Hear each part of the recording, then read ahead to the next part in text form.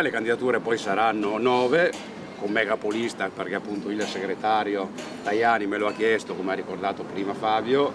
ed è giusto che tutti ci mettiamo la faccia, che tutti corriamo, perché questa è una battaglia fondamentale. L'ufficialità arriva da Castelfranco Veneto dopo l'annuncio fatto già qualche tempo fa nel corso di Ring. Flavio Tosi sarà capolista in tutte le circoscrizioni del Veneto, Marca compresa, ma nella città del Giorgione, dove si trova per lanciare le candidature trevigiane di Fabio Chiesa e Cristina Andretta, il coordinatore di Forza Italia non nasconde il vero motivo che sta alla base della fase di stallo sull'ufficializzazione del candidato presidente per il centrodestra. Ho detto che c'è una questione abbastanza nota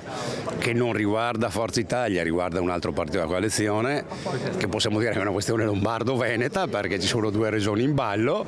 e quindi aspettiamo che venga risolta questa questione che, ripeto, non è un problema del nostro partito. Insomma, il destino del Veneto è collegato a doppio filo con la Lombardia. Se Fratelli d'Italia cede Venezia, pretende Milano, Giorgia Meloni, stando in discrezioni di palazzo, non si accontenta di mere rassicurazioni verbali. Quanto a Forza Italia, in attesa di definire le liste entro una settimana, si presentano i due nomi di punta nella Marca. Si parte da Castelfranco, città